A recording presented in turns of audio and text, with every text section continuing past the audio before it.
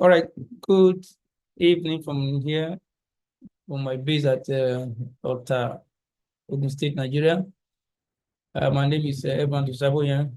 I remain grateful to God for the privilege of serving as the coordinator and host for this African Scholars Mentorship Network. That is the anchor of all the flagship programs of DIaDeRC, the PECOS institutions and development research center. And the ASMN series started since 2 years ago. We are currently in the 5th edition, which we call the 5.0. And last week, we went through the first episode, because in each series, there were 5 episodes. Last week, we had the episode 1 with Afolabi. I will give us the testimony that came shortly, where we looked into together the introduction and the journey to partnership. And today we have 2 erudite scholars, 2 accomplished scholars by their own rights, African by origin, but serving in different parts of the world. We have Dr. Chiwe Pisingiri and Dr. Ogene Waro Jacobo. We see their profile justly. After this opening remark, we welcome our manager to give us that their profile, and they will take. So by planning agenda, we will take their presentations consecutively. And we can have time for Q&A. Then we'll take announcements, and then we'll be good to go. Last week was very awesome. We are trusting God that today shall also be great to His glory and praise. All right. And by way of introduction, we already know who we are, so we can also use the chat to some already doing it, so we can do it again to be sure that it's also one way to start networking right here on the Zoom platform. And we're also on live on YouTube, so you can also check out. So on YouTube, you can also go through the comments and share your opinion. So by way of recap, for those who join us today for the first time, this is the kind of the framework we're running with, that no matter where you are, you can climb from knowledge consumption, whereby you enjoy academic or research adaptability, and then you can go on from production of knowledge, give visibility, move on to knowledge moderation, and gain stability, and then move on to the peak, which we call the knowledge stimulation, whereby you define what people will be contributing to, and then if you stay here for long, you can enjoy what we call academic or research immortality. It becomes difficult for people to measure your area of research without calling your name. I also try to look at mentorship as a way of covering coaching, supervising, but much more of mentorship. Coaching is performance-based, supervising is more like authority oversight. Mentoring covers much more the focusing on development and long-term guidance. And for us at ASMN and DIaDeRC, these are the 3 pillars we run with. But we say that at the core, the mentee should be the driver.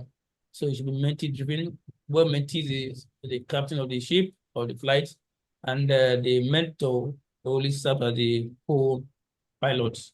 And then there's need for having honesty and integrity at the core of it.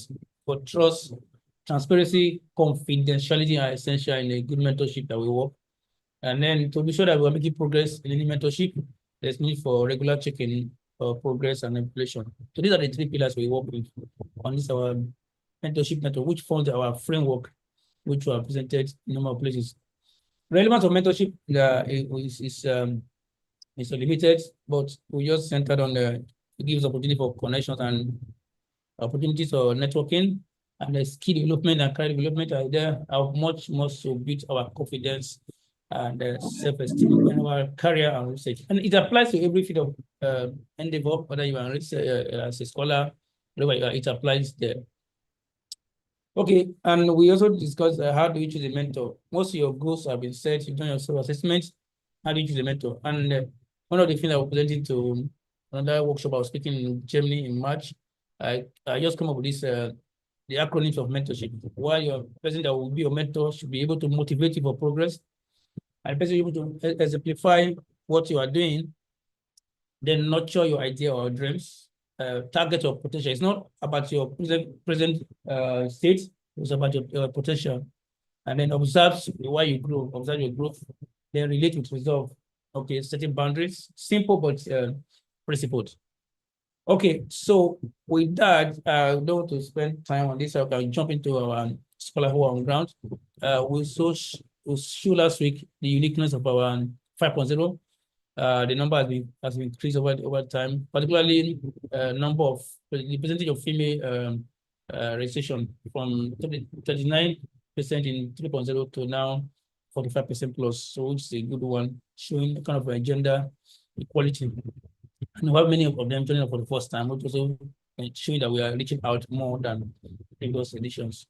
Okay, in terms of countries, we saw something interesting. The numbers in yellow are countries outside Africa, while the numbers in green, numbers in green are the ones that are joining up for the first time, from Israel to Egypt to Italy to Russia to Sri Lanka, others. So the numbers are also increasing. And before I move on to our scholars, so we also mentioned last week the opportunity we have, the case of ASMN Premiership that gives you a lot of opportunities, so which we encourage you to subscribe to. And the link is there. The details are on our website. Once you go to our website, DIaDeRC.org, click on Join the Network. All the details you need are right there. Okay, and somebody have asked whether the certificate. Yes, as we did in the previous episode, we issue certificate of participation, and well, this is the design we have for this current one. So what are the criteria? One is that you need to complete at least complete the episodes. After each episode, you have exercises. For episode 1 that we did last week, exercise 1 has gone out. For this one we did today, exercise 2 will come out tomorrow, so we'll do that. And then second criteria is joining the ASMN Premiership. We as we can encourage to be there. We are encouraged to be there because the onboarding will be done by end of June. Yeah, looking at the exercise so far, and I want to commend this cohort. Today, about 71% have done their exercises. I want to encourage others. It's still available. We'll open it to the end of the exercise, so we are encouraged to do it because it's a way to also reflect your ideas. That's why we'll put the question there. And when you submit the question, you can see the response, whether you are correct or not, so you can go over the video again. It helps us to know that knowledge is taking place.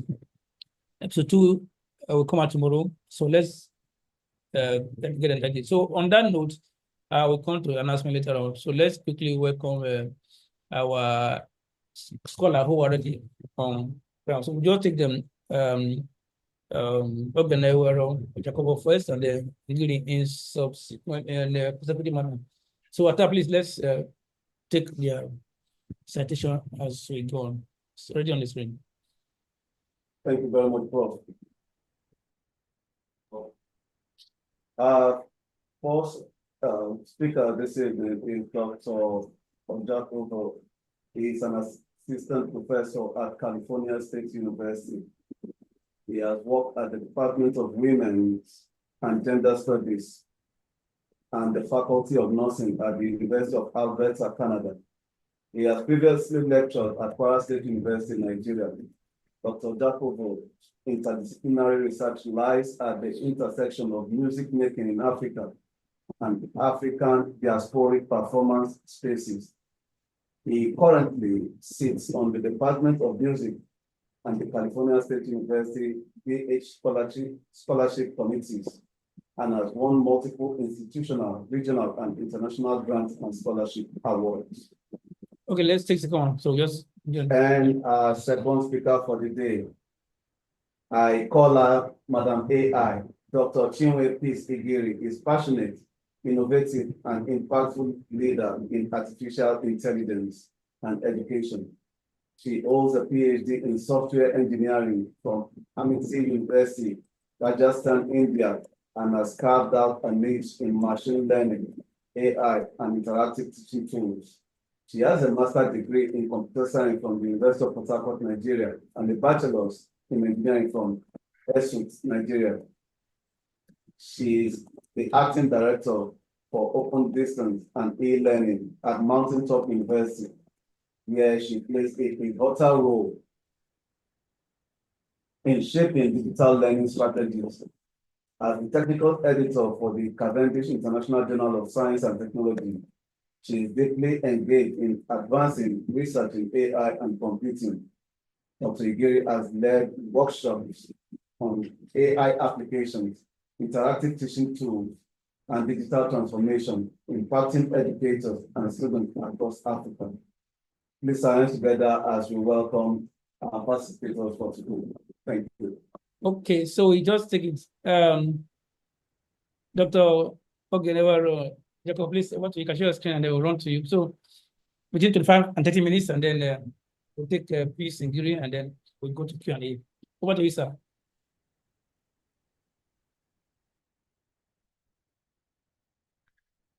Good morning, everybody. Can you hear me? Yeah, it's actually good evening here, so you can Okay, yeah, okay, okay. I understand. yeah, I think we are all in a global network, so I would say good day, everybody, because we are in different time zones. Depending on where you are, determine your time zone. So I would say uh, good day, everybody. So my name is Ogenewa Gabriel Jakov, and I don't need to give myself more introduction because I've already been introduced. So I will just move straight into my presentation, which is grant writing from idea development to proposal submission. So we're going to just look at it. It's going to be an overview because I was told my presentation is going to be for 30 minutes. So I'll just make it as brief as possible so that I can create room for questions and answers.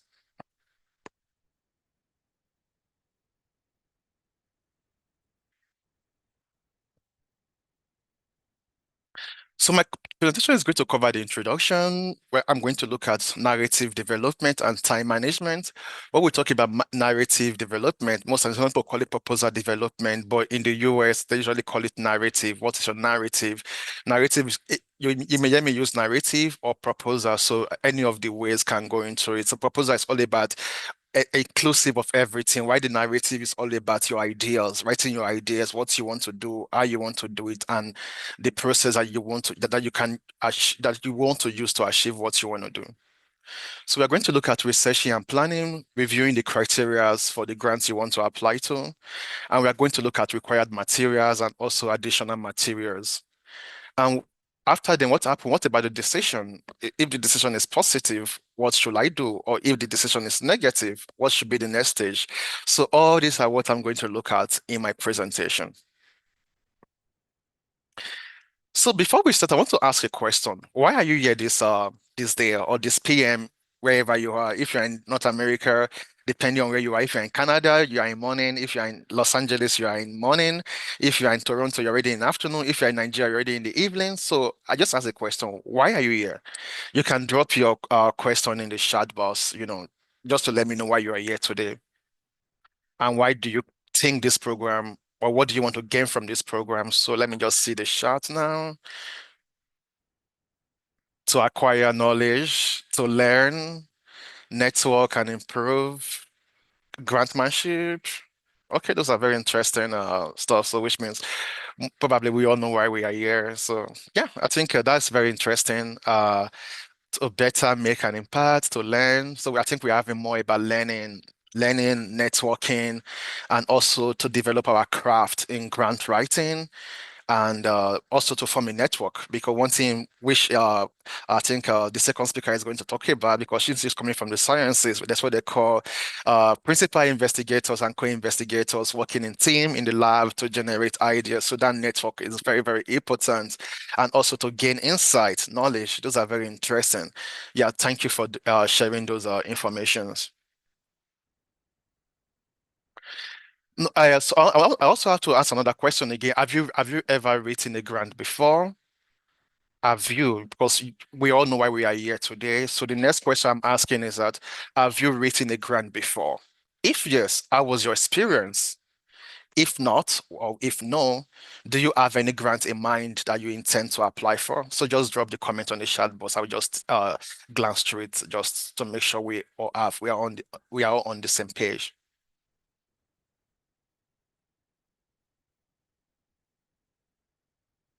Yeah, yeah. Someone says, Oluwakemi says unsuccessful. Uh, Evan says yes, a number of them. Okay. Uh, Abiola says, I won few, I lost many. That's interesting. I've written five, only won two. I've written a grant before, but I intend to write soon. Yes, very successful. Yeah, yeah. Okay. That's very interesting. I think those comments are very interesting because when we talk about grant writing, most times is that what comes to our mind is all about the success, success, success, But most times you may write 10 grants, you may be a super hero to get a 10 out of 10. Sometimes you may write 10, you may get 2 out of 10, or over 1 out of 10, or 5 out of 10. So depending. So we are going to look at the reasons about grants, how grant is being crafted, and what we intend to achieve, and in order for we to prepare ourselves going forward with grant application. So like when we're talking about a grant proposal, like I said in a simplest terms, that a grant proposal outline what you want to do, which I call the idea. When you intend to do it, which I refer to as a timeline. So what you want to do is the idea. When you intend to do it, which is a timeline you have to follow, which is a structural plan of how you need to follow through, and how you plan to do it, which is the methodology and strategy, and also the resources you are seeking for to execute the project, which I call the budget, before you proceed to execute the budget. So the executing of the budget is the final stage, if it is positive, but if it's not positive, there's also the next stage that we can follow. But in the simplest term, outline a proposal outlines what you want to do, when you intend to do it, how you plan to do it, and the resources you are seeking before you proceed to execute the project. So now when I look at the narratives, talking about the ideas, putting your ideas in a legible form that can convince the funders to fund your project, because most times when we write, it's not your grant is not excellent, which we are going to talk about in the next slide or towards the end of the slides. So when we talk about the ideals, the idea is all about your research and the ability to convince your funder that you need their funding to execute your project. So this is a very, very important thing, because most times is that we just write, and when we write from our own perspective, but without looking at the perspective of the funders to understand what are they thinking about. Because most times is that what they are thinking about, we don't really know. Because I have been in a committee when I assess grant and look at grant applications, scholarship applications, because one thing is that you have written your proposal, and you have submitted your proposal to us, and we now have to see it. Don't forget, none of us have seen your proposal before. So we are coming in to look at your proposal with an objective mind, because we don't know you, we don't have any relationship with you. So we are looking at it from an objective mind to say, okay, let's put all the grants together. And that's what they call the ranking system. We have to rank all the grants together based on numbers. We put all the numbers together. For example, what's the problem of the study? How is this person faring with the problem of the study? How is this person looking at in terms of organization style? What is the person creative style of writing? Is this style of writing, is it gloss or is this disjointed? And what kind of money is this person looking for? For example, is he looking for, like, let's say, 1 million naira or 10 million naira or $1,000 or $200,000 or $50,000? And what will the person do with the money? And what do the person do with the money? It's very, very important, because that is one thing that the funder tries to look at. If we give you the money, how are you going to spend the money? So those are very critical. So when we talk about the idea is your ability to convince the funders that you need their help, or you need their resources to execute your project. So you have to write it in a very convincing way. It's not from your perspective, you thinking that, oh, I'm very convinced I'm going to get the grant, which we're going to look at in a couple of slides, how to get to that point of getting your ideas across to the funder. And the second has to do with the idea of crafting a proposals. So we're talking about proposal. Proposal comes in different way for different project that you're looking at funding for. One, you can be writing a proposal for a postdoc, which is very common after you have gotten your PhD, like in the humanities and also in the sciences and engineering. So a postdoc is very compulsory. So once you are writing to get a postdoc, it's also part and parcel of proposals, because you want to get into the school, or you want to get into the lab for you to execute your project. So you also need that writing, because most times is that when you go for postdoc, there's funding available for it. Also, in the humanities too, most of us write proposal for fieldwork, for example.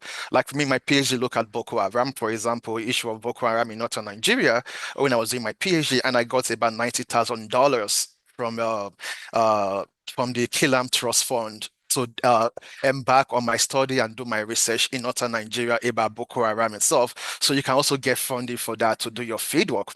You can also get funded for book if you want to write a book. For example, you are done with your PhD and you want to convert your PhD dissertation into a monograph, then you can apply for funding for that, or a proposal to seek for funding, so that you can be able to take some time off, 4 months off, 1 year off, 2 years off, for you to be able to revise your dissertation and turn it into a monograph.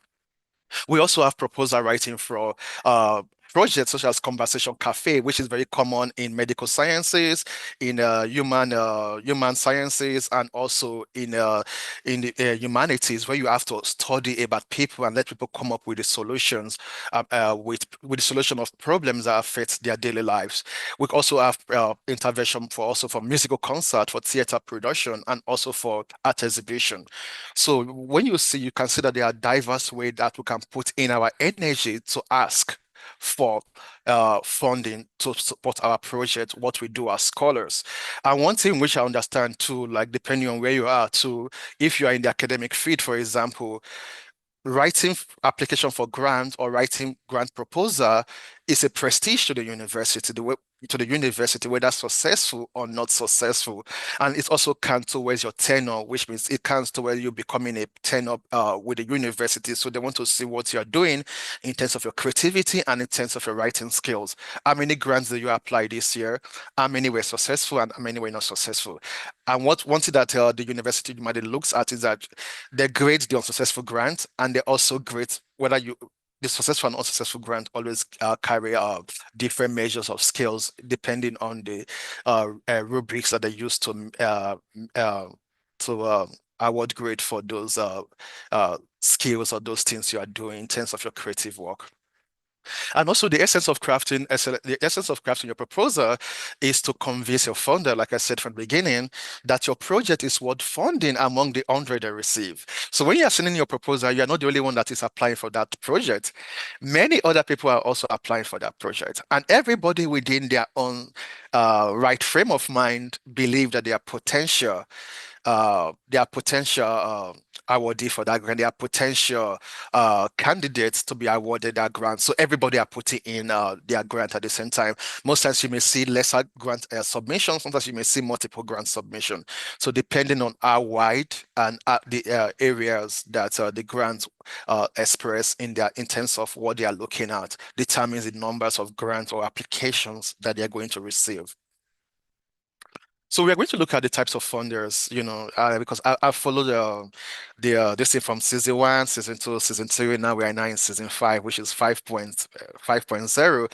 So, and a lot of people have talked about, funding, grant writing, and the rest. And I'm just trying to fill in some lacuna that I don't see in most of the listing. That's why I just have to make my version very abridged. So normally, when you're looking for for funding for your proposal or for your project, there are two types of funders that are always available. One is the private funders, which they are non-governmental organization, and most times they are called philanthropic and foundation organization. And most times they normally award grants, and their grants are very short. Sometimes it lasts for like 4 months or a year. So those ones are very short, they are very concise. So when you apply for such kind of grants, for example, say you want to go for fieldwork, for example, you cannot write that kind of grant that's okay, I'm going to do a fieldwork for like 2 months. In the next 8 months, I'm going to complete my writing. No, they would think something is wrong because, for example, philanthropic grants are streamlined towards a goal. For example, I want to go for fieldwork for 6 months in northern Nigeria, or I want to go for a fieldwork project in South Africa or in Ghana. I'm going to spend 6 months there. What are you going to do within that 6 months that you are going to be there? For example, I'm going to be there for 6 months. Within that 6 months, I'm going to interview so Percy, I'm going to observe this festival, I'm going to observe this concert. Or if you are in the sciences, you are going to do some testing on the human subjects you are going to work with. So those are doable this thing, so that because one thing that the philanthropic organization look at, their own is very short and it is tailored towards a specific need. And we also have the national, which is the government funder, government as a funder. Government as a funder usually come at institutions, like for example, in Nigeria, we have TED Fund. Most of the TED funds are localized because the university determines who gets those TED funds. But at the end, it's a burden to government funding. So we have institutional, we have local, we have regional, we have national, and we have international grants.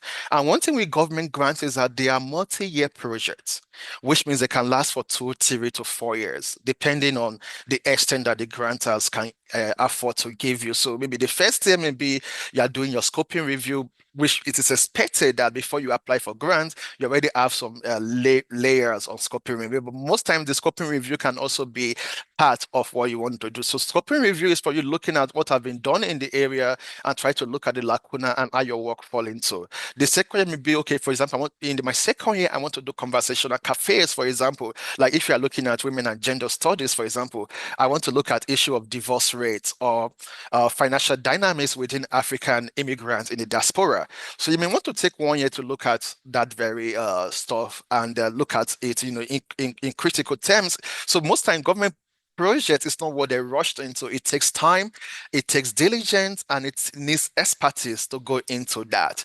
And also some government projects are also renewable. Like for example, if you apply for like 3 years and within the 3 years you're not able to complete it, most of the grantors also give you extension for you to apply for more to be able to achieve it. So we have one, the first one is a private, which is short, timely, and for specific. Why the government will make entails different stages of the project writing. So it entails more compared to the private one, because the private one, they have specific goals, while the government one is very, very expansive. And for example, once you look at the government one in Nigeria, well, the biggest one we talk of in Nigeria is the TED Fund, which most public university gets. But I don't know if private university are also getting it, but it's something that we have been pushing for years, that private university should also be entitled to government funding, just like the way we have Harvard and Yale that also get federal government funding. So those are the two types of funding, two types of funders that are always there to fund our project.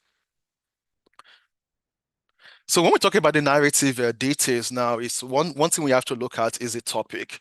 So what topic are you writing on?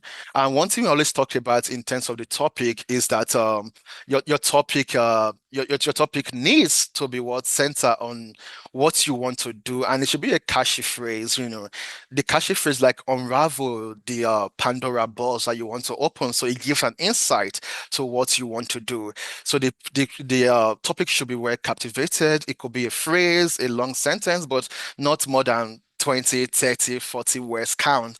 Like let's say, if you want to do a proposal, depending on you, and also they have some in-house style that the grantors or the funders already lay out on how long the topic should be. But the topic should be one thing that captivates you, because one thing is that once you choose a topic that captivates you, the intensity to pursue the project is very, very well grounded, compared to when you choose something that you're not proud of, then it becomes a problem for you and also for the funders to understand what you want to do.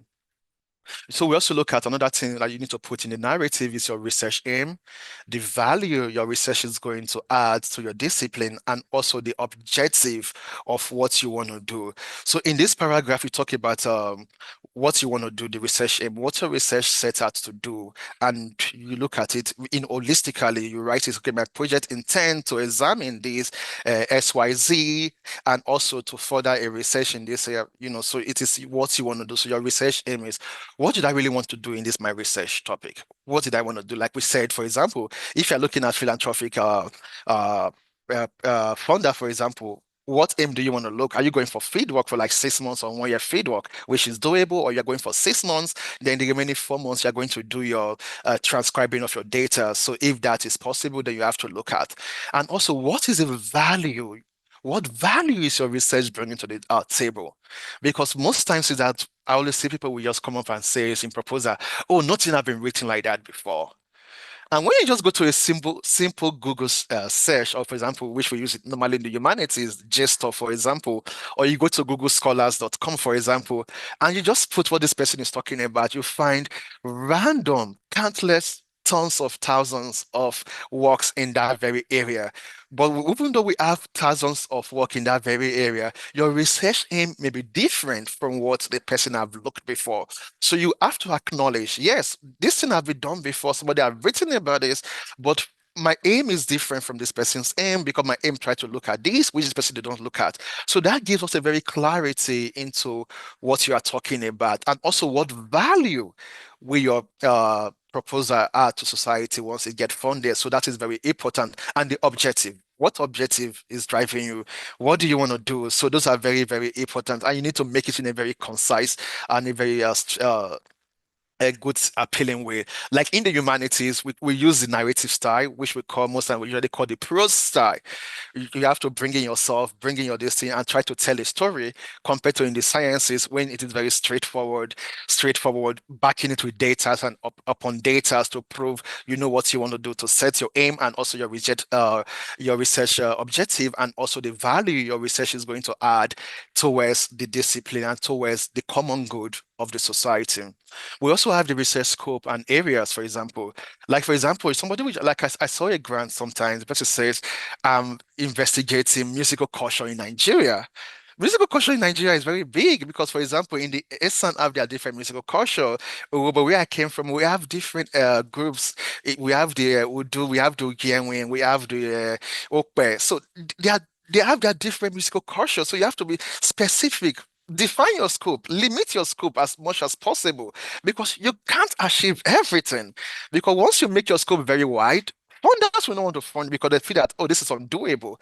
But once you limit your scope to a specific area or specific musical tradition or specific problems confronting humanities, then it makes more sense because you have already zeroed it down. You come from the macro to the micro. So you zero it down to your scope and your area. It is very, very important. Your study you cannot research all about Nigeria in a year. It's not possible. Over in the next 10 years, it's not possible for you to travel to every village, every locality to research their musical culture. It's not possible. So you need to zone down what you want to do in your project. So it is very, very important when we talk about the research scope and also the research method and the feasibility. So what kind of method do you want to use to execute your project, for example? Are you going to do ethnographic study, which means you have to go for field work, you have to spend time in the field, you have to meet with the people, or are you just going to sit in your office, which we call the arm's length method, which means you put materials together and just synchronize the materials together and produce your ideas? So what kind of method are you intending to use? And how does that method fit into your narrative of what you want to do? Is this method suitable? Is interview method suitable? Is data collection, for example, suitable? Is open-ended questions when you're asking your questionnaire? Is questionnaire suitable for this question? And if questionnaire is suitable, is it open-ended? For example, which most people just do, are you a male or a female? Male. How old are you? 13 and all those kind of stuff.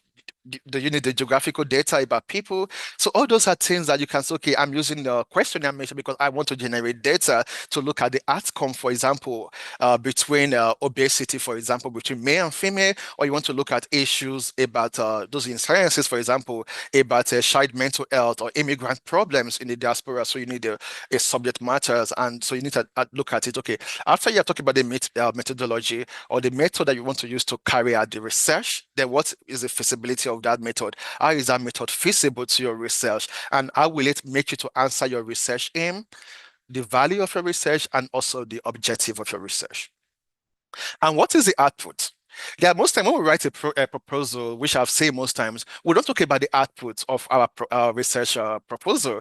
What is the output? What do you want to do at the end of the day? For example, you are giving, like TED Fund gives you like 2 million naira, for example, or you apply for a funder in California, in Canada, or in the US or Australia, and you're asking for $50,000 and they give it to you. what they are looking for is the outcome and what they call the output or the outcome. So what will you do? For example, you have gone for your field research, you have done everything. Are you going to do a publication, for example? Are you going to do a symposium, for example? Are you going to write a book, for example? What do you want to do? What will be the outcome? Are you going to write a report that is going to guide policies, or are you going to develop a policies? So those are the critical things that are very important when you are telling your narrative. So you must dictate the outlet that you are going to put your output in. For example, if you want to write a policy, what kind of policy are you going to write, and where will this who is this policy applicable to? If you want to publish 2 or 3 publications in the course of this project, what outlet are you looking at? What journal are you likely going to publish your work in? So those give the funders a very good insight into what you want to do, how you want to do it, and kind of guides them for them to give you the money. And we also talk about the literature review, which I also talk about when I'm talking about the aims and objective. What have you written about your project? What have you written about it? What have been done? And why is yours different? So you need to convince them, one, there's already existing work in the area you want to look at. 2, there's also a shortcoming in the area you want to look at. For example, when I was looking at Boko Haram, for example, there are a lot of work in Boko Haram from sciences, social sciences, military studies, and everything.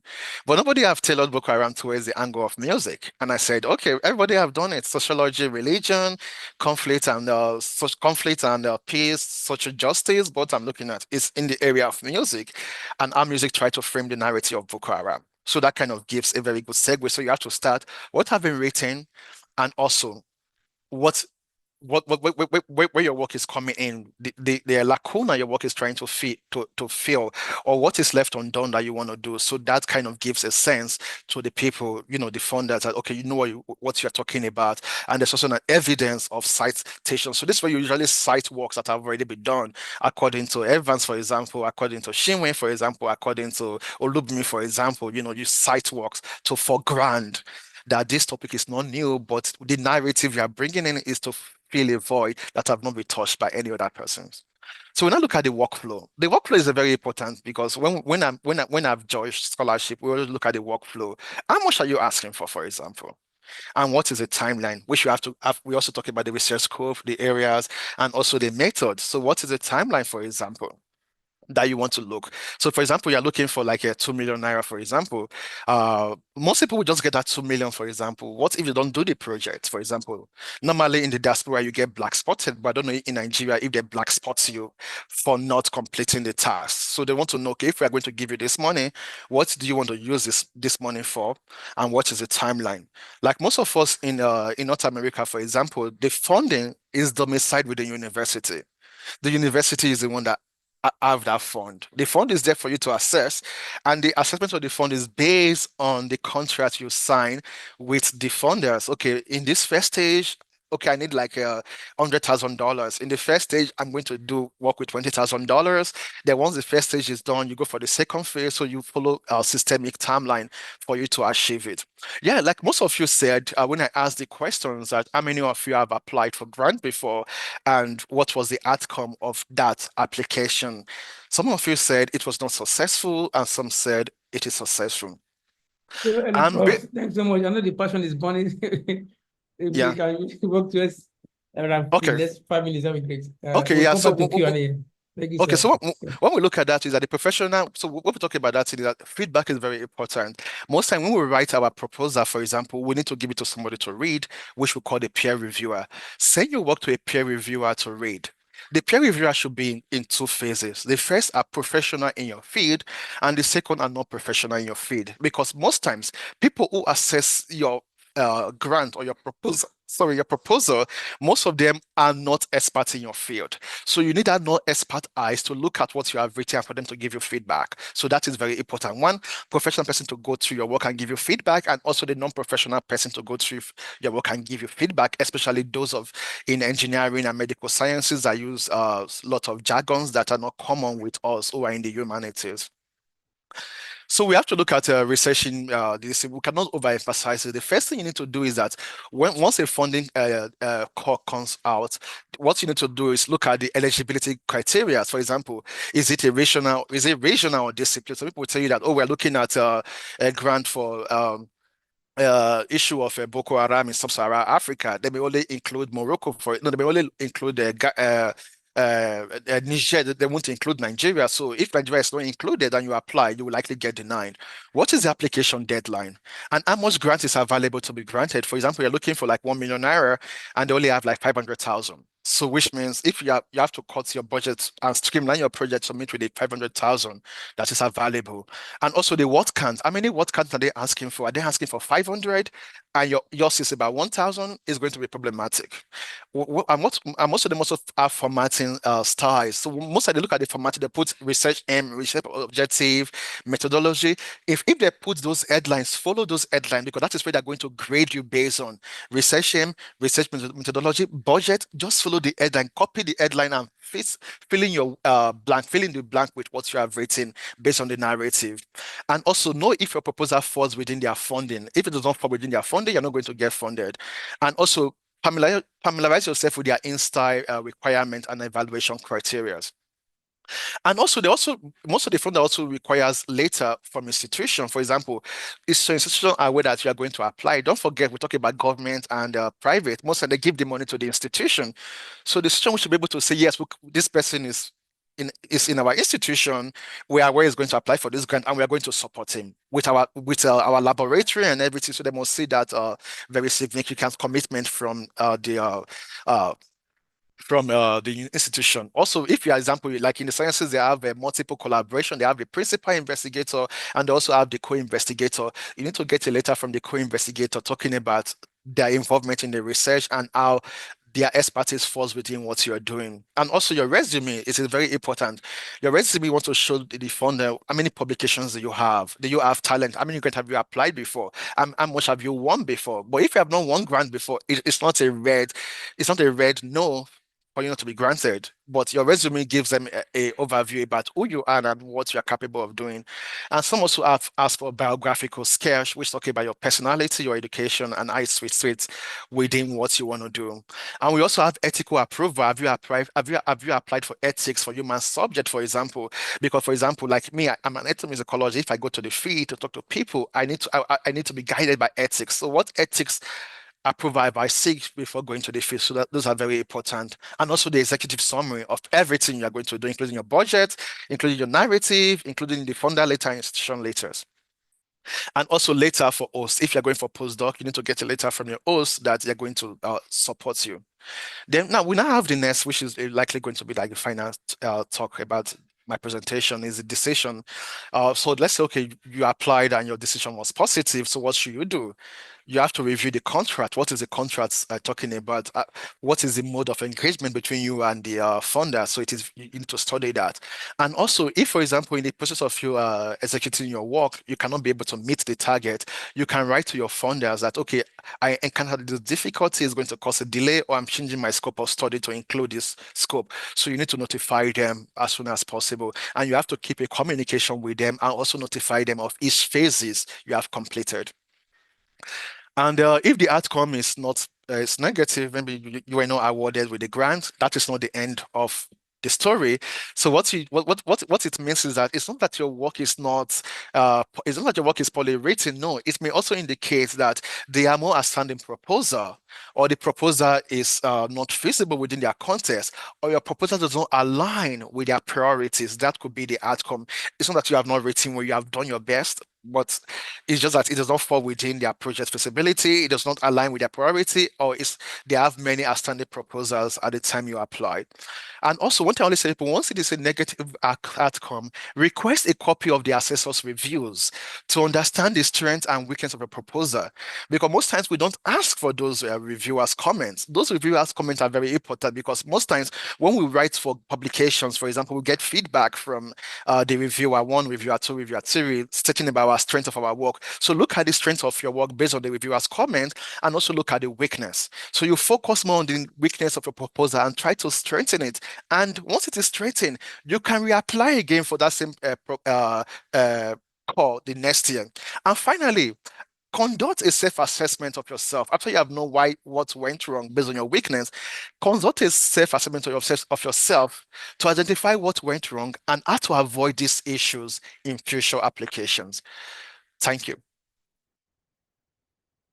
Wow, wow, wow, wow. Thank you so much, sir. Thank you so much.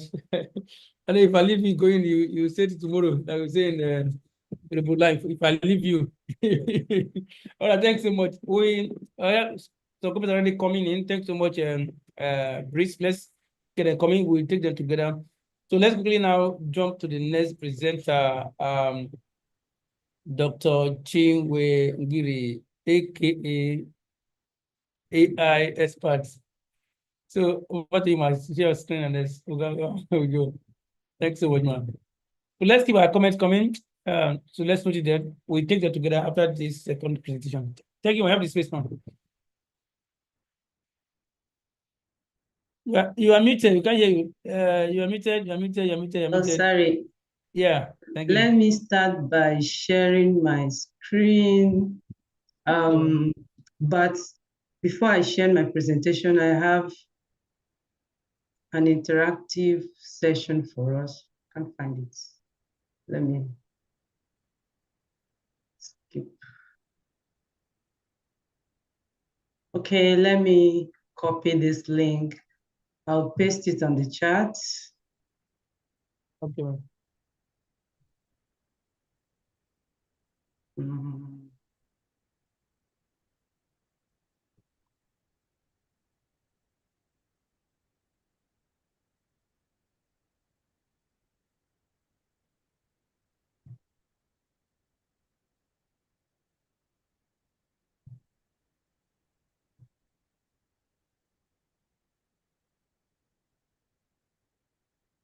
Sorry about that.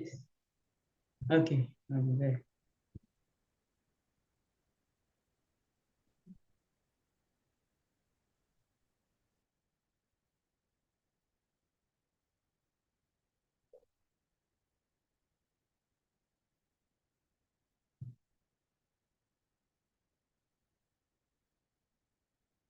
Chat. Or you can just continue, then you can send to me. Okay, let me send it to you. Yeah, either by email or WhatsApp, so I can just say. Thank you, ma'am. Okay. I've sent it, Prof. Yes. Okay, let me just and then let me know what to do with it. Okay, just share it with the participants. Is it the link or the link? Just the link. okay.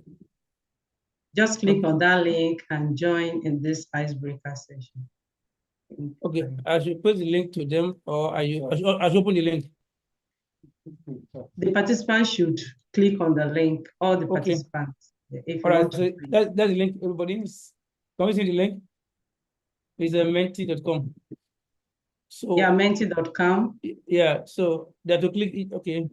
So participants, let's click the link and let's engage. You know, we're now in AI space, so maybe that's if you want to test our AI level. Okay, well. It's just a brief icebreaker session. We've been listening, and our brain is very active now. So let's see how we can disseminate. So let me see how many people that have joined. Okay, enter any word. Just click on that. You can see my screen. Good. I have seen, yes, 23 have joined, 24. Wow. 25. Yes, but 2 responses. Yeah, so what comes to your mind when you hear AI grants? God is good. Me, reference, I can't, grant, research. Let's see what stands out most here. Grants, someone says machine learning, someone says research, someone says Chinwe peace. Just type what comes to your mind when you hear AI or when you see an AI-related grant. Chinwe comes to the mind. Okay. You see, okay, research, funding, 12 persons have responded, yes. Okay, grant is taking the lead. Here, grant on computer program. Great, that's what I'm looking for. So some people, to them, it is for computer people. Yeah, for some people, it is research to study AI. To some people, it is resilient, DIaDeRC, robots, a lot of things. But what stands out here mostly, as we can see, is grant and research. Okay, let's go to the next one. How confident are you in applying for an AI-themed grant? Let's see, let's assume that you saw a grant call, because in the era we find ourselves, most of the grant calls, either in agriculture, in business, in entrepreneurship, is AI. And so, how confident are you in applying for any of it? Yes, we can see only one person have responded. Someone said, okay, I avoid AI grant calls entirely. They feel too technical. That's one person. Another person, I understand the topic, but I feel unqualified, okay, to apply. Another person, another group of persons, I've contributed to an AI-themed grant. Okay, okay, I confidently apply for the AI grant and seek more opportunities. That one is growing. So let's go to the last slide. Which of this would most help you to apply for an AI grant? Which of this? A simple framework to frame my idea. Option 1. Option 2 says, help finding an AI collaborator. Example proposal to learn from. Interesting. Clarity in AI terminologies. And then the last one, the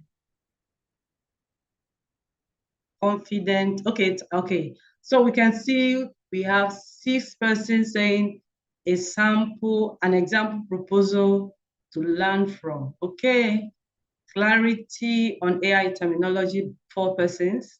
And then we have 6 persons saying, help find an AI collaborators. We are here. And then one person says, simple framework to frame my idea.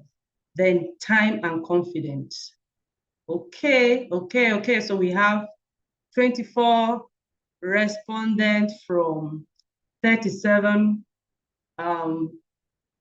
people that enrolled, and out of this, 10 says they want an example proposal to lean on. We have listened to the first presenter and what it takes to apply for a grant, the various components of a grant. And if you need a sample proposal, we are here to guide you on it. But let's go into today's business as I leave this screen. Thank you so much for joining. Yes, 11 example proposal is increasing.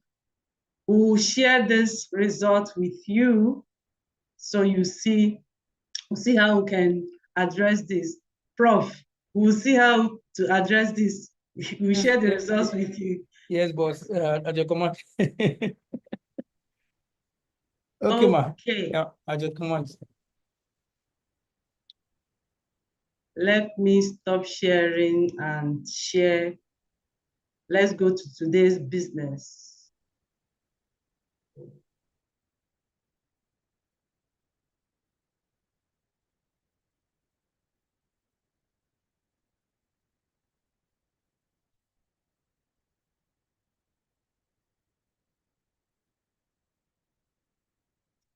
I don't know what's wrong with my system. Yeah, this is coming up. Yeah. Is it there? Are we there now? Yeah, if you can make it full screen, that would be great. Otherwise, we can see it. Okay. So it's not full screen from your side? Not yet. Well, I think since you can see it, so we don't waste time. Yeah. Is it that it's not full screen, or is not I've not started presenting yet. You go ahead and start now. Okay. Let me.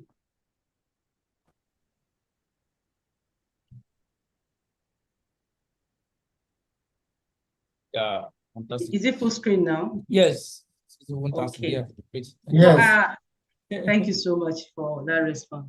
I started to choose this topic, breaking the AI barrier, how a non-AI researcher can win AI-infused grants. You know, these days we find ourselves most times, you see one, like there's one that just had, we are working on it, it's on agriculture.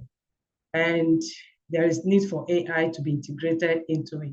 In fact, almost every component of that grant, the various themes, there should be an AI-related content attached to it. And if someone is a guru in agriculture, especially if you've done a lot of research in agriculture and you find any of those things very interesting, and may unfortunately think that, oh, this is only for AI persons, just like we saw in the icebreaker session. You might want to run away from it, but I want to encourage you. Look at this lady here. She was looking for, she saw a grant call and she decided to go through it. And she has gone through a lot of them, and majority of them are like, AI must be there. She's confused. So are you in that category where you saw one and you skipped it because it sounded too technical? If you've ever seen a funding opportunity with the word AI and says, that's not for me, then you're in the right place tonight. So let's see how we can unravel that.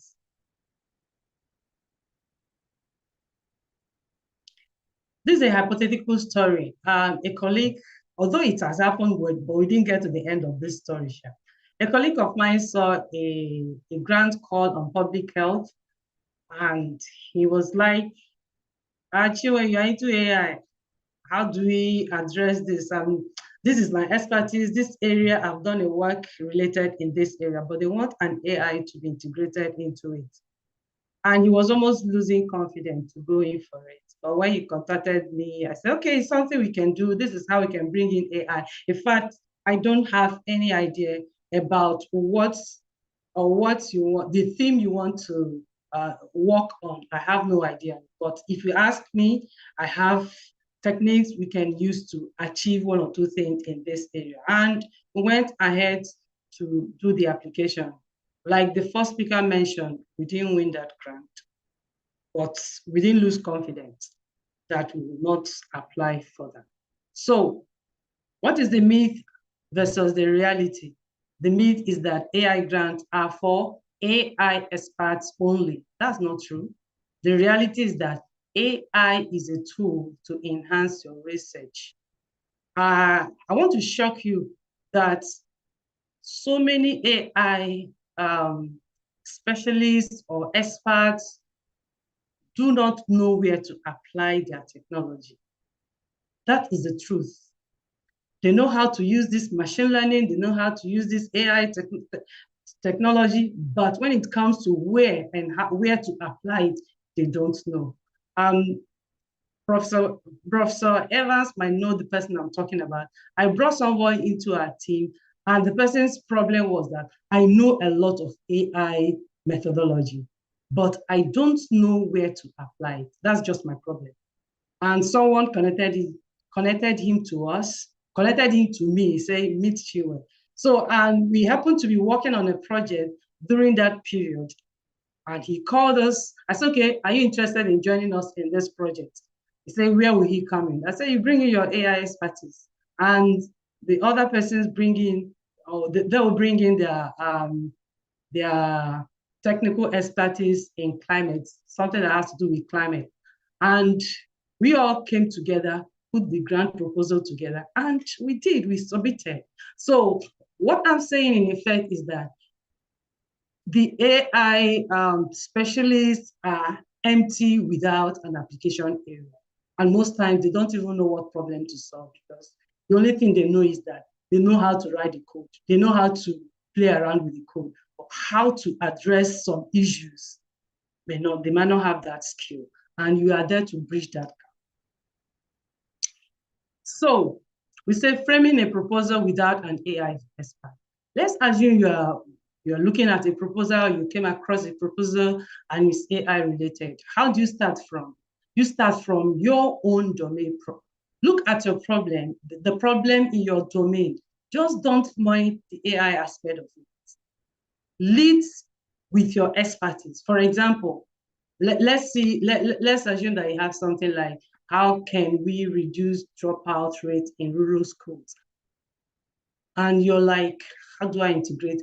Forget about the AI component of it. Develop the proposal with this theme and with this topic. Just go on with it. Then we can now take it down to the next level, which we'll see after now. So you use, while developing the proposal, you can use ChatGPT. This is where it can help you. The idea is yours. In fact, feed ChatGPT with your ideas. Say, this is what I want to do. This, I don't have the skill. I don't have the skill. Can you help me craft a proposal in that line? And ChatGPT will give you what you are looking for. Remember, it is a draft. So do not rely on it completely. You are going to fine tune it. So you use the AI method while presenting your problem. Don't say we'll build a machine learning model. Which model do you know how to build? You're not an AI expert. So you rather say we'll use AI to predict at-risk students. That's enough. I'm just using the common words as if you're speaking. What the founders are interested is the outcome. We just heard it from the last presenter. The founders are expected on the outcome of your projects. They are not interested in the jargon, the technical jargon. They are not so much interested in it. So they want to hear what social value are you adding? What transformation is your project bringing? What policy impacts is your project going to make? Not the mathematical underpinning that project or the model itself. They're not interested in that. It will come somewhere, but the first thing that captures their attention is the outcome. And that is what will attract funding to you. So focus on the outcome. So let's assume now you have drafted your proposal, maybe you use ChatGPT to draft your proposal, and you are now looking for collaborators, because once you're able to come up with an idea, the next thing is to look for collaborators, AI collaborators. So you can go to Google Scholar, go for search and type your domain. Then you add machine learning to it, or some of the machine learning is a common technical term in AI. And you can add, if you're looking for an AI terminology, it might not be so easy for you to get AI as a term in it. So using machine learning, AI, classification, and a lot of them. ChatGPT can give you some of those technical terms that are AI related, or predictive modeling. So you look for co-authors in that field, in your field. So type your domain and then the AI related component of it. Put it there in Google Scholar. You see a lot of articles there. Then you select the one that captures your interest. Now you have to write to, okay, you can also go to ResearchGate, you can go to LinkedIn to look for AI researchers who have experience in the field you are interested in. And then you can contact them. Well, even if you think that they didn't do anything in my area, but these authors have written on maybe in education and you are in health. Like I told you, it is just a tool which you can tell or you can apply in different areas. So why not meet the authors and discuss with them if they'll be interested in working also in your area? You can also come to us or get to some research institutes. DIaDeRC is there for you. This is where we bring researchers together with various disciplines. Ask us, share your proposal and your proposed project idea with us, and we'll help you to get collaborators in your field. Let's assume, okay, we can help you to get collaborators in your field. We help you to get collaborators in the AI also, even collaborators outside your local community. If you want international collaborators, they are all there. Can suggest that to you. So while if you identify any of these authors that you want to collaborate with, you send them an email. You can tell them something like, I'm exploring a grant on a behavioral, okay, this is an example I just said. I'm exploring, okay, dear Dr. Susan, so I'm exploring a grant to analyze behavioral data in my field. Mention the name of your field. I believe AI could strengthen our methodology. Will you be open for a quick conversation on the potential collaboration? Just a simple email. You send it to multiple authors that you found in your area, and you see at least a few of them will respond. A few of them will respond. But make sure you have an idea that is sellable. So what tools can help us do this? ChatGPT, I've mentioned that before. You can ask ChatGPT to write an abstract for you, and you mentioned the proposal you're working on.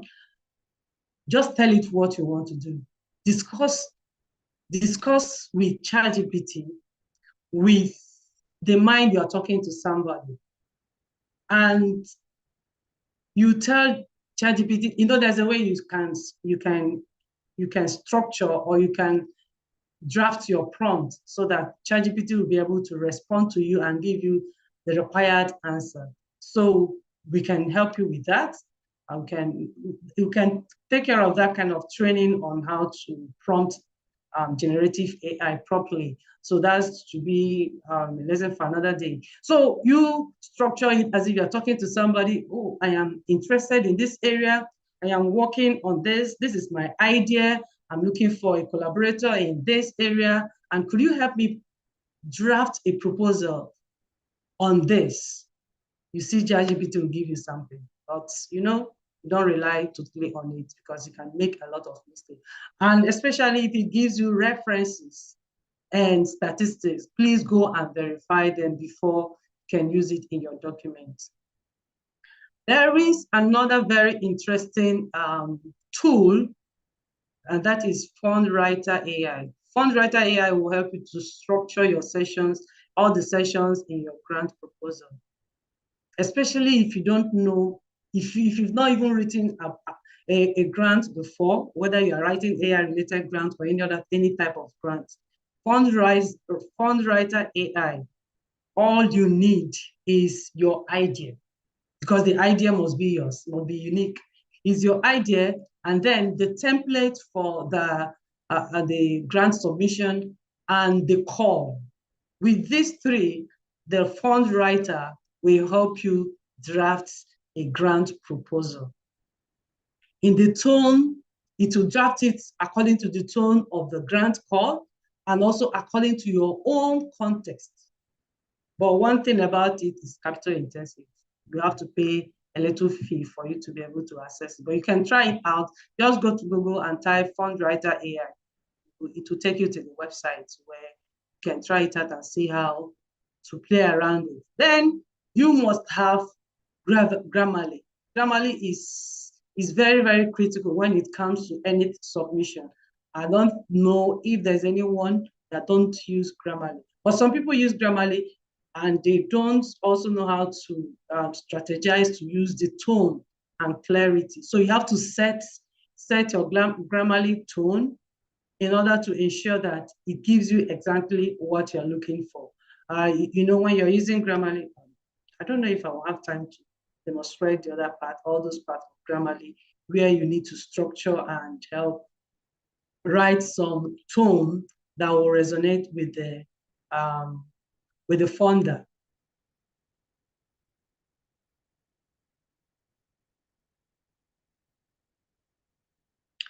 So this is just a by the way, anyway. Very soon we're going to launch a course on data analytics for researchers or for early career.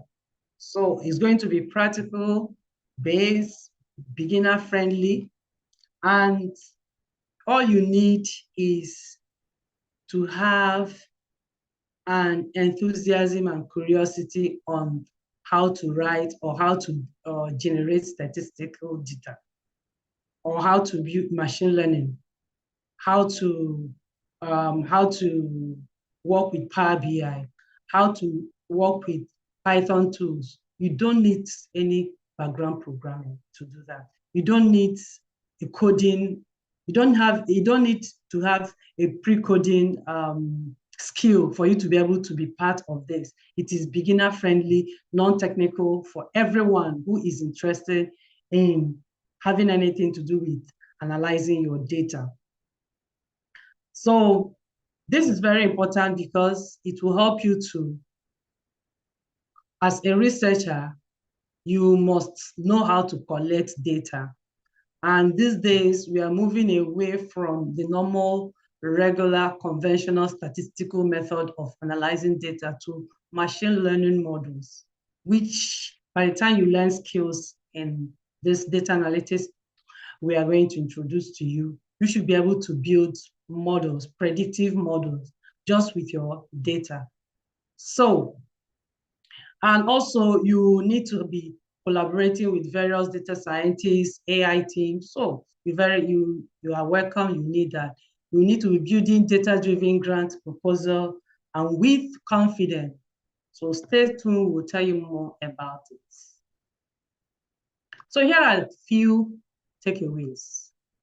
Don't let the word AI stop you. If you have a relevant problem, a clear vision, a passion for impact, you belong to the next AI-funded projects. AI is not a barrier, it is an enabler. You are qualified, start your research. All you need to do is to start with your domain experts, find one or two collaborators, draft the proposal with confidence, then you are good to go. So you apply, collaborate, and lead. AI is not a barrier, once again. It's your bridge to bigger impacts.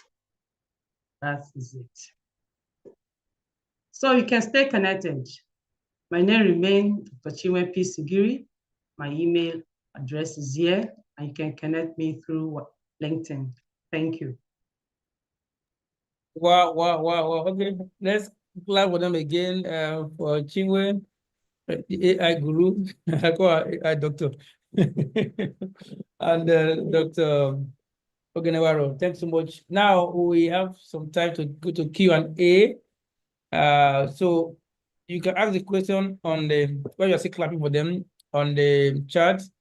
Whether you are here on Zoom or on YouTube, please write your comments. And if you are here on Zoom, you want to something burning in your heart, you want to ask it, so please put up your hand. We will recognize your hand and we'll give you the space to ask your question directly. Okay, so that come in. After, please check the comments whether there are questions that are already there.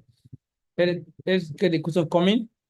And if you want to ask question live, please put up your hand on Zoom, and we recognize you to ask the question. Thanks so much, Dr. Chinwe. Thanks so much, Dr. Ogenewaro. We appreciate you so much. We know the time you're putting in. All right, so let the question keep coming. We have some minutes for that. Right. Can you get the question? Oh, one hand up, one hand, two up. Okay. Two hands. Okay. There's this question from Adedoyin Akinola to Dr. Chinwe. I hope my proposal will not look unethical, such as plagiarizing. If I use AI tools, won't it look like another person's idea? Okay. If it is your idea, sir, it cannot look like another person's idea. As long as it is your idea and you are verified that someone have not addressed the same problem you want to address, it is your idea. Okay, I read a similar one that I said, but I thought AI should root out in researches. You cannot run away from AI. In fact, you cannot run away from AI, even when you are okay. Doc told us that he's among the panelists that do review grants. You know that some of those grants are written with AI, but you also know grants that are original. So there's a difference when you just go to ChatGPT and tell ChatGPT to give you an idea. It will be so hypothetical. It will not be realistic. It will give you an idea, actually, but it will not be feasible. It may not be implementable, because I see some of my students, they will just go and bring ideas from ChatGPT. You look at it from beginning till end, there are a lot of gaps there. In fact, there are some things that don't even exist. ChatGPT will tell you. By the time you want to start implementing, you run into trouble. So the idea should be from you. But what ChatGPT or AI-generated content will do for you is to refine it and make it more presentable. Okay, I think before I have a commandment from my media team that we should put on our camera. They want to take a snapshot, please. Let's get the coming. We will come to that. Please, let's put on our camera. We want to take a screenshot. Please, my media team, give me that command, and I'm an obedient servant. Please put on your camera, please. Everyone will continue with our comments. I've seen 2 hands raised. Where? Put on your camera, please. Thanks so much, Ajibola. Thanks so much, everyone. Put on your camera, put on your camera. I will tell you when we are done. Please put on your camera. We want to see your fine faces. Thank you so much. So I would do like I say AI class with you. This is real life. Level up. Okay, more, Okay. what many more? One money, This hold on. One many more. Yeah, please. One many more person to put on the camera. Many more, many more. Let's get that quickly done for time. Many more, many more, many more, many more, many more. I see many more. Okay, page 1. Many more. Okay, tell me and others. Many more persons. Okay.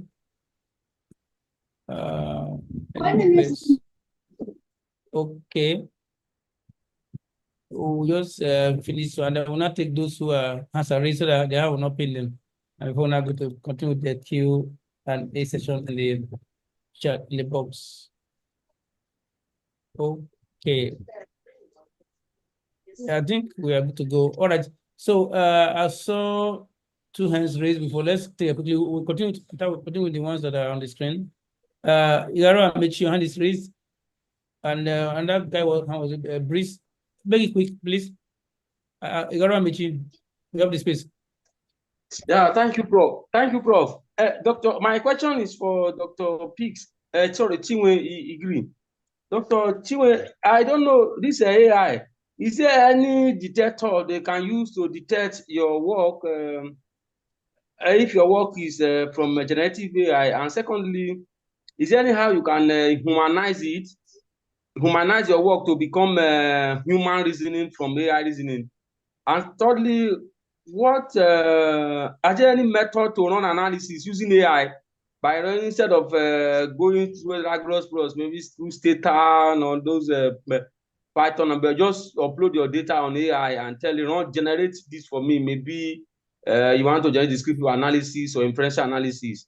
Is it possible using GPT or any of the AI? Please, if there's any of the AI, recommend for us.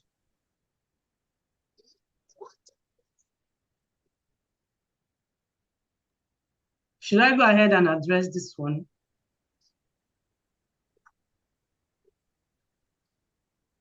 Prof, you are muted.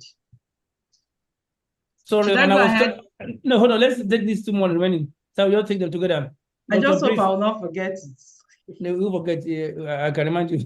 Okay. Dr. Breeze Landry, and after that, Dr. Judith, quick. Hello. So yes, thank you, yes, sir, for the opportunity. Yeah, my question, I want the madam to tell us how to use ChatGPT to refine the idea. I didn't get it very well.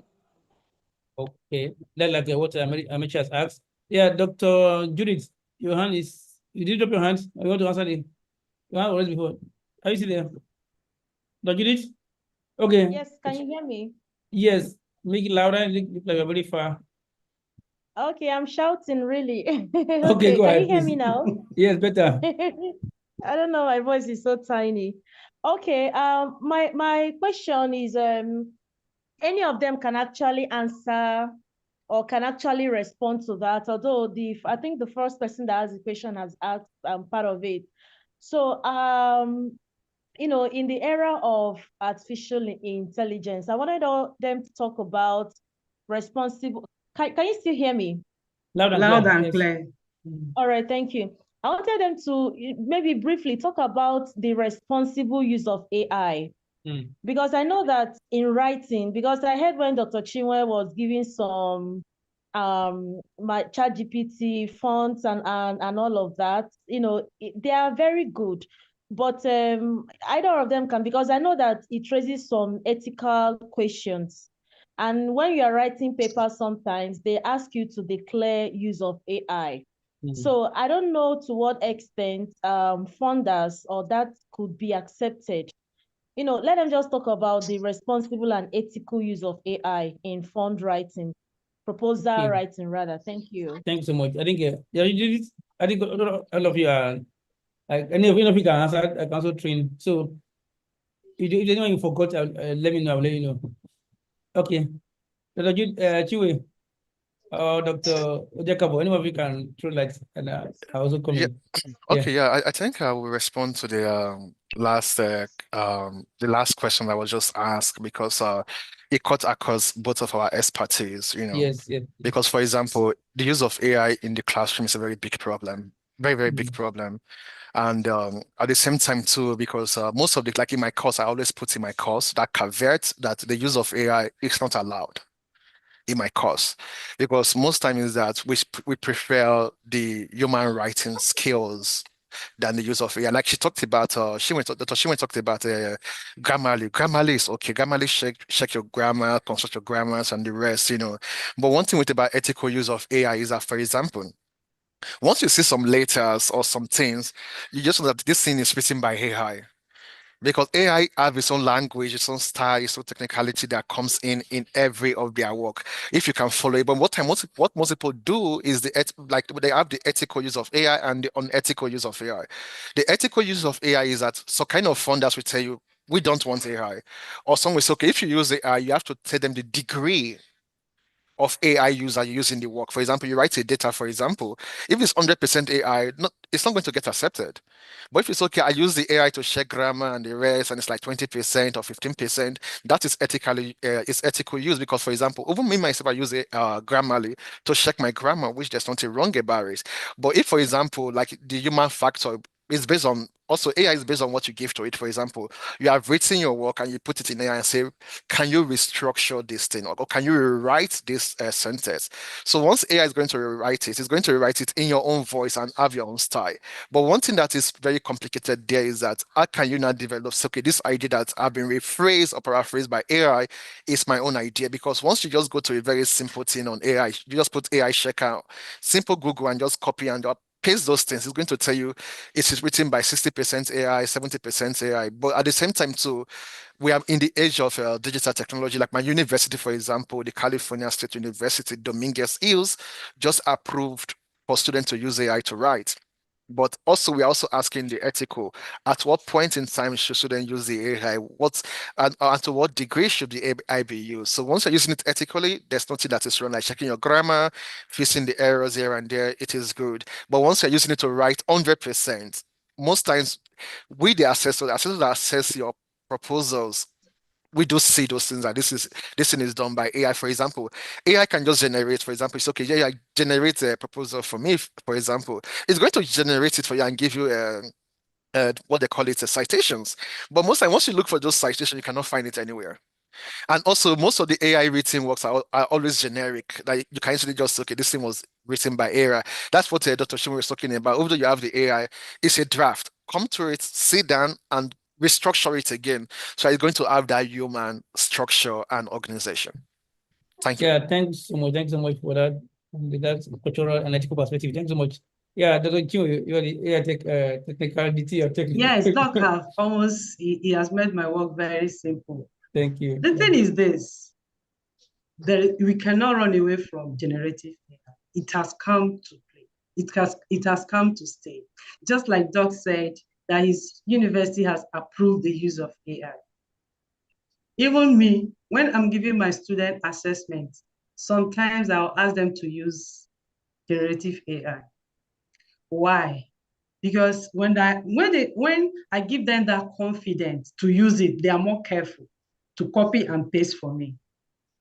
And if you, as an educator, you don't know how to use this thing, don't use them, you won't know when content are coming from it.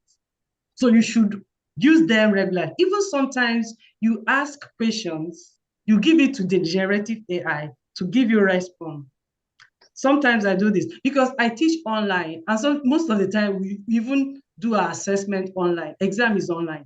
So you cannot stop students from using AI. What we need to do as educators is think out of the box, think critically. How do we come up with questions? Because there are some questions you give to ChatGPT or DeepSeek, it will tell you that no, this requires a human response. That is where we should come now as educators, because if we just leave ourselves as we are and we are just running away from it, we are stopping the student from using it, hey, they will definitely use it. And when they graduate, they go to the industry, they will need these tools. They will need them to work with. So let's think out of the box how we can groom our students to think critically. Let them focus on the problem. Focus on the idea they are generating, and then use AI to refine it to help us. When you ask them questions that are in that category, you see them coming up with something. Thank you. I don't know if, okay, he was also asking one question that is, I think he's mentioned, how do we, if we give a content to ChatGPT, how do we make it human? Dr. have answered us that. Yeah, you simply read through it and make sure it synchronizes with your own tone, with your own language, your persona, because you must have a way of writing as a person. And so you have to integrate it into whatever it is giving you.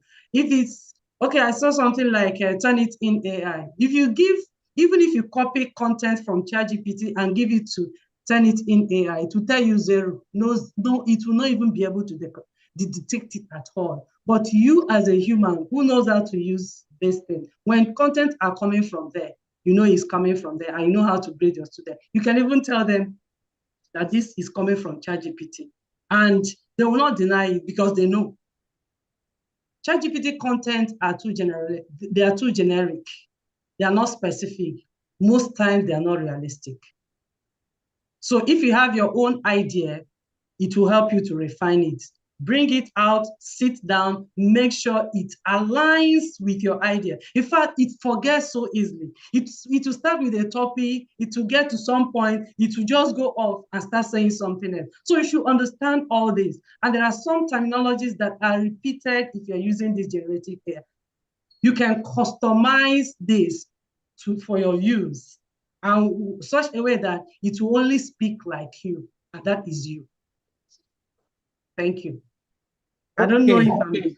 Yeah. Okay, responsive, research, make AI responsible is by declaring whatever extent to which you have used the AI content. Most times, I'm like Elsevier, when you are reviewing for them or when you're writing to them, they'll ask you to, that you should declare yes, you should declare if you use any of the generative AI. You declare it, whatever you have used it for.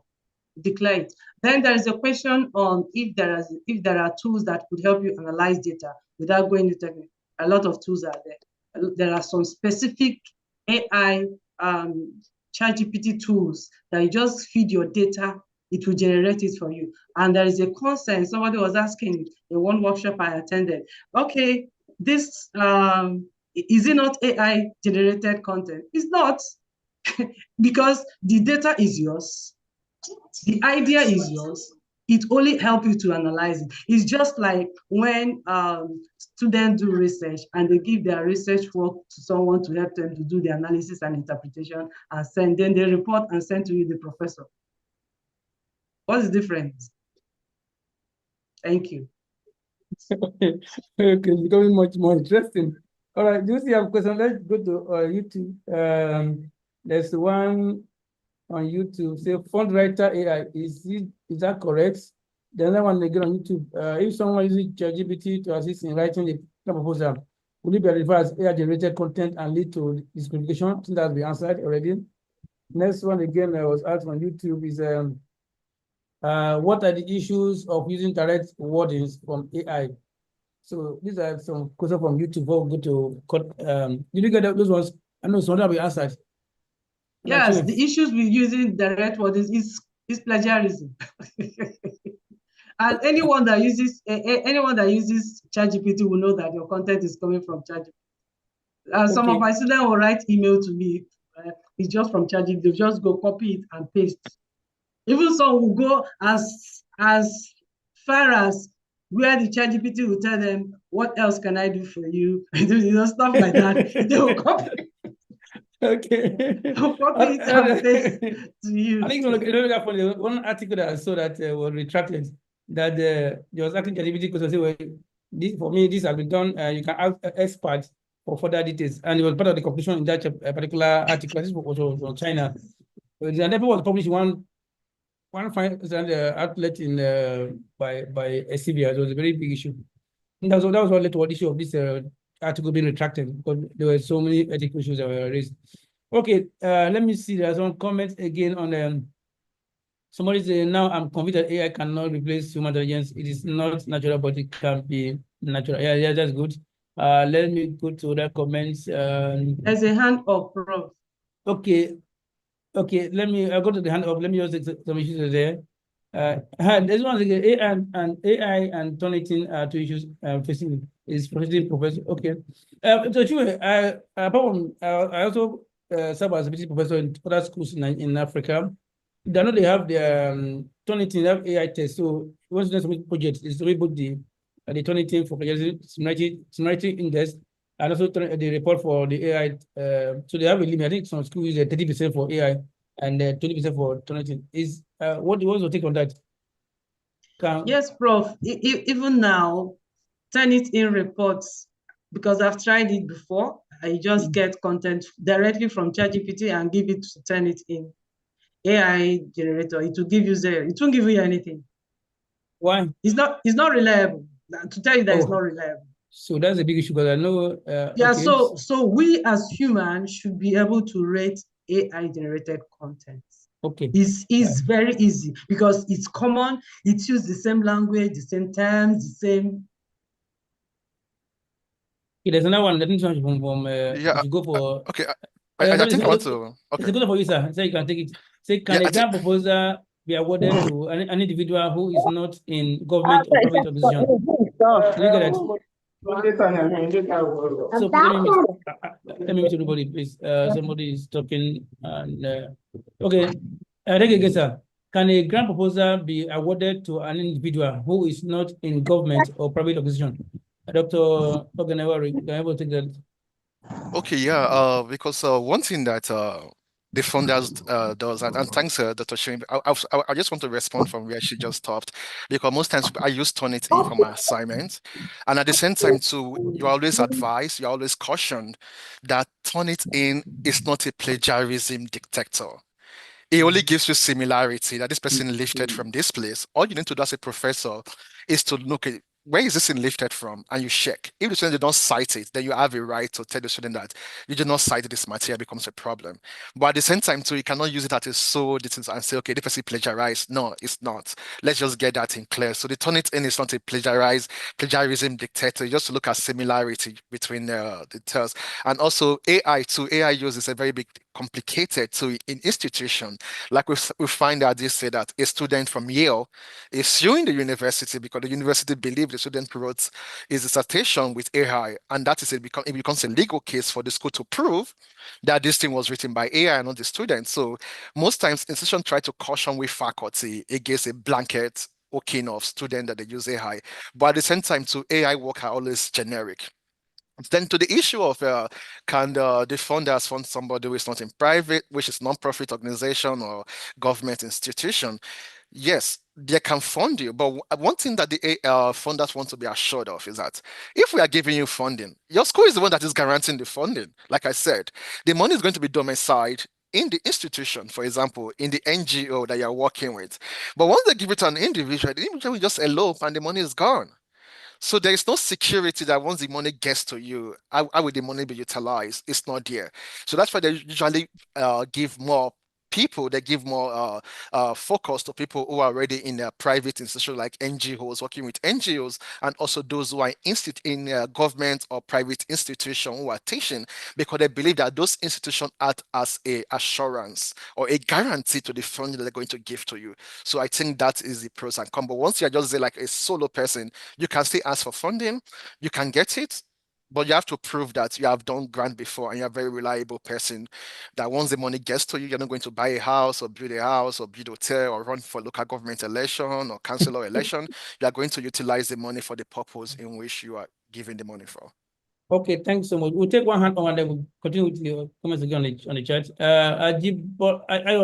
Ayodeji, Ajibola, you can unmute and ask question. Go ahead, Okay. please. Thank you for the presentation. Can you hear me, please? Loud and clear, yeah. Dr. Chiwe, I want to ask a slight digression. What AI tools did you use for the infographics on your slides? I want to ask because I'm a researcher also, and I like the way you presented also. This is I a use direct question. presentation AI. It's called Presentation AI. Yes. Okay, thank you, ma'am. Okay. Okay, I want to add something to what Dr. mentioned earlier about funding and if funding will be released to organizations or institutions. There is this challenge if you've not won a grant before. How will you be able to, if you'll be able to win grants for the first time, how do you overcome that? You know, what I know is that you start from the small ones. There are small grants. If you've not won a grant before, don't go for big grants. You get disappointed. Just go to small grants, 5,000 USD, 10,000 USD, 7,000, 20,000. If you're able to demonstrate that you can, because those ones don't need your previous experience, they need your research. They need to be sure that you can actually carry out what you have promised or what you have proposed you can do. So we start with those small ones. And again, another tip in winning grant is start by yourself. Don't just wait for a grant call before you start writing a proposal. If you have an idea and you have confirmed that that idea have not been implemented, start building on that idea. If you can go to, for us in computing, we call it prototype. If you can go to prototype level of that idea, you will go a long way to find it easier to win grants than someone who is just at the ideation stage. This idea is very fantastic, and but for you, you have done something to show that you are looking for support in order to scale your grant. So if you have an idea, start from somewhere. Even if it's to generate data, start generating data, start playing around with it. Then sometimes, somehow, you can come across a grant call that will support that idea, and it's easier for you to grant. Thank you. Okay, thanks so much. There's one other question again for continuing. I think that should be to Dr. Ogenewaro. I said, I have a question regarding research funding. In situations where a research project extends beyond the funding period provided by the government or another sponsor, you mentioned that the researcher can apply for a new grant to continue the research. Is there any possibility that this renewal or continuation of funding could be granted automatically, or does the researcher have to go through the full application and approval process again? Also, if the proposal for additional funding is rejected, does that mean research will have to be abandoned or left incomplete? That's from Ms. Kachiro Ambromoye. Thank you. You got a question, sir? You're muted, still sir. muted. Okay. Okay. Yeah, I think the person who asked the question, I've already answered the question. Because one thing with funder is this: the moment you get funded, you already have a relationship with them. So that relationship is already well established between you and the funders. And that's why I said communication is a very key and crucial aspect once you have gotten the grant. You need to establish a communication with the funders. Like, for example, let's say you got a government funding for like 3 years. And within that 3 years, for example, we all saw what happened during COVID. everything was shut down. People could not travel. So if, for example, you are doing a project within that COVID time and you are affected by the COVID, automatically you will get extended because there was a pandemic that happened and it shut down everything in the economy. Or let's say, for example, now you work in Borno, for example, University of Maiduguri, and something happened, or the place become inhabitable for you to travel to. Don't forget, like most of the international funders want to fund, they have to look at security measures. Even me that goes to Nigeria, they ask me to prove that I will be saving. I will be safe going to my own country to do research, and I have to fill a lot of forms to assure my safety in my own country that I'm going to do research, that I'm going to be safe. It's to tell you how the funders emphasize the investment they are putting on you and what they want to see at the investment. So yes, you can apply for an extension based on extenuating circumstances. Not that you get, for example, you get like 10 million naira from TED Fund, for example, and in the 10 million, year one, you do not do anything, year two, you don't do anything, year three, you do not do anything, and you now came, oh, year four, I need money to do what? You don't have anything that you want to ask for. So once you have done most of the stages and you need the money for the final stages, they will surely give you funding for that because they want to see the final outcome for your project. So the funding is there for you. The only reason that they will not likely give you funding is if, for example, what you said you will do, you fail to do them, and you get the money, you run away, no communication, nothing, and you show up in a year or 2 years' time and said, oh, I need extension. Nobody's going to give you that money. Because the funders, their names are on the grant and they want to see the outcome because the outcome of the grant determines their feasibility or what they do. Like, for example, in the US, for example, like most of us heard that NEH and most of these grants have been cancelled because the government felt they're no longer priority. But once you have a grant that you felt, okay, this grant I have, you have to establish a relationship, not just going out after you got the grant, buy a car, buy a business, go to fish farm or animal husbandry, and in 3 years, okay, I want to extend. No, they won't give you the money. So you have to establish a relationship, and once the relationship is solid and the communication, which is a key, is part and part of it and is constant, then you will surely get an extension for that. Okay, there's one quick one. You may very quick one. Say, what is the difference between the output and the outcomes of research proposal? Okay.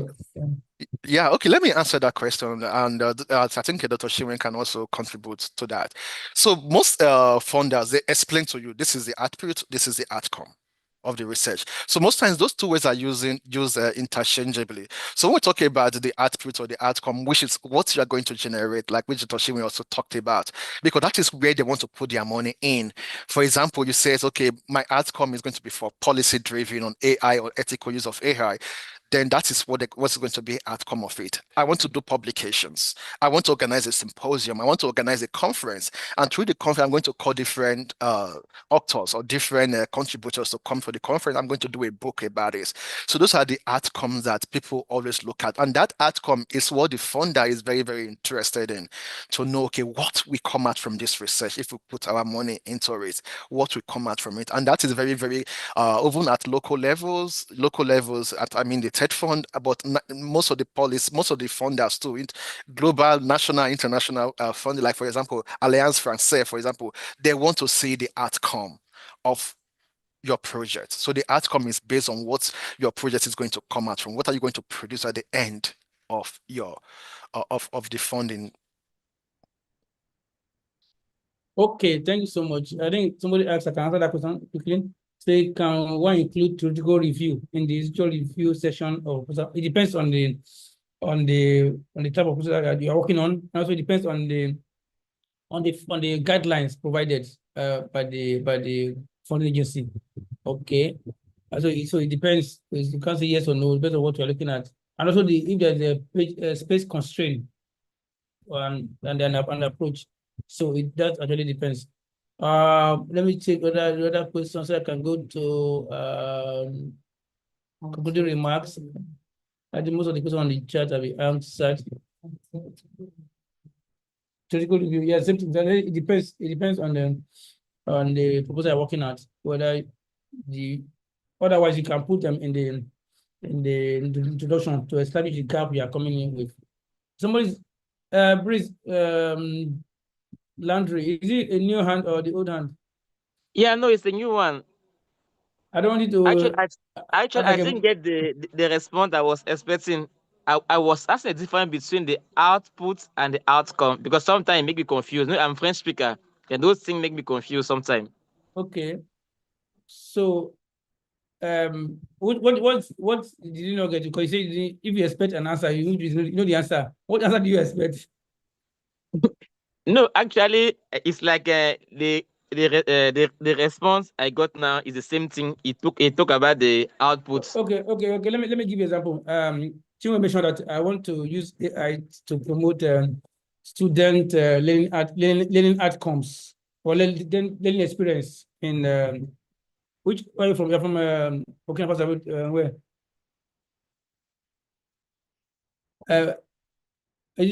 So I want to look at the studies about how to improve learning outcomes in let's say Nigeria. Okay, so that's your outcome. The end result is your outcome. Okay, so then the outcome. But before you get there, that's the product, final product. Before you get there, there are things to look at for, like enrollment rates. Okay, enrollment rates, class attendance. Okay, so these are some of the milestones on the way before you get to your final outcomes. So that is basically how it's been. Those who use the theory of change, they also outline it. What are the immediate outcomes, and what are the end results? So the end results is the product you are looking at. Then those milestones like enrollment, like attendance, that would be like the outcomes on the way before we get to the final products. I don't know that answer your question. Sure, you want to add to it? Yes, Prof. Go ahead. Also, I'm not talking about the difference between output and outcome, but there's something I want to mention here. One of the ways you can win grant is the impact of your output or outcome, whatever it is. If it's very impactful, then the likelihood or probability that you're going to win that grant is very high. So if you just think within your domain, you want to do this, and think about how much impact will it be based on statistics we have enumerated during the problem statement. So whatever you're going to give out, whatever the output of it, how will it solve that problem? How impactful is this going to? If there are 200 people affected, is your solution going to affect 50, 20, 80, 100? So how impactful with that your outcome or output be is also one of the ways you can ascertain if your grant will be accepted. Thank you. Okay, so I think let me just contribute one thing. Like you said, you're from a francophone area, right? Just because most of the grants have those distinct criteria and they explain each of them. So if there says output, read what is their own output. If there says outcome, read what they're talking about the outcome. Okay, great. So we. All right, thank you. I think it's more clear now. Thank you, all of you. Okay, merci beaucoup, mon ami. Okay. Je vous en prie. Okay, d'accord. Okay, so quickly we'll take an announcement that we spent some time today. It's been great. I think we devoted more than almost 30 minutes on the Q&A, which is also key. It means that we are actually very attentive, very appreciated. So we are taking the announcement and we'll begin to close. But if there's something burning in your spirit or mind, do raise your hand or put them on the chat, whether here on the YouTube or on whether here on Zoom or on YouTube. Okay. Quick announcement to make is I've already mentioned earlier issue of SME Premium Team. So it's one way also to provide that networking. You want to talk about how do you collaborate? One thing on that is like there's hardly any discipline that we don't have on our network, and there's hardly any countries now that we don't have collaborators or we don't have a contact person. So that's this premium membership provides such opportunities, and there are many other things. There's someone talk about the issue of affiliation. If you're an individual, you need to have affiliation to apply for grants. DIaDeRC also provide that platform if you're a premium member. So we can look at your application and see who aligns to our objectives. And then we can assign to you official DIaDeRC email address as a member of the premium group. So we can work with you on that platform. That's an important thing to highlights. Once again, I want to mention the issue of somebody say when you apply for grants, you didn't get it. It's not a death sentence. It's because those who apply for it are many. Like one has sat for out of 130 applications that were very very promising, only about 10 were selected. You know because those other ones are not good for because they were limited. So the premium membership provides such a platform because also have group or clusters whereby you can collaborate. Just also reiterate, the certificate will be given on these two criteria. One is doing exercises. That one is already on. Two will be available by tomorrow or next, and then getting the ASMN membership. So that is the two criteria for certificate. So let's get working. For exercise one, about 75 persons have done it. Thanks so much. Those who are here to do it, you are encouraged to do that as well. By tomorrow or next tomorrow, the one for exercise two will be available. So we can also do it. This is also one way to go through right again. Some are asking for the slide. The slide is already on the it's YouTube streaming. So go to what feed or YouTube and relive the experience. Opportunities are available for the book chapter contribution for this book by the abstract is due by end of May. So let's check that on our website and take advantage. Yeah, I have good news to share. Story will come out fully in the last day of the month. So the last episode 5. We know Afolabi, who was with us last week, who is our co-host. We got the group this week. They're just going. He won an award as Canadian 2025 National Teaching Awards. We want to share with him. What about this award? Only about 10 of them were appointed all over the country of Canada. I was among them. And this same period, he was announced as a full professor. So he will be with us at the last episode to share more light on that. So we are talking about grants. Someone is doing it already. And just to mention again, one of our team members, Dr. Ida Mola, today is our birthday, so I want to also rejoice and celebrate with her. For announcement again, for next week, we are continuing again. Next week, we are focusing on episode 3. That will be on publishing in globally reputable platforms. So our head of publication, Dr. Romanus, and his colleague, Dr. Oluwayemisi Adeleke will be there with him. So let's get ready. Same link, same channel, same time. Please get ready. After that, we'll go episode 4 per week, and then the final episode is episode 5, 8th of June. So let's get set and prepare for it. Okay. All right. So with that, I think I can say we are good to go. If your hand is raised, let me see. Somebody again asking the question. Let me ask some comment again. Some comments. Comments yeah, thanks so much. Attendance link. Yeah, it will be which attendance link? Somebody saying attendance link. That is yes, no, which attendance link are you asking for? Is it for the link for the to the book? It's on our website. Once you go to our website, just click search. You get it there. And also, well, I think I'll share it again separately on our platform, whether on both on LinkedIn, so both on Telegram and also on our WhatsApp group. Okay, but it's also on our website. Okay, next I think it's on our website. And it's also the link is there on the the link is there. Okay, on this slide. But when you go to our website, just put search for the title, you see there. Okay. On that note, we have taken so much time today, but it's been very nice talking with you. Let's again clap and appreciate Dr. Chinwe and Dr. Ogenewaro for the job well done. It's been a great time. So by God's grace, we'll continue with episode 3 next week. And I want to wish you all the best. Assignments, let's get them done. And before next week, don't pile them up. If there's another bonus thing, I want to quickly say thank you so much. We appreciate you. God bless you so much, Dr. Ogenewaro. I say, I can say me go. I don't know. I can say that.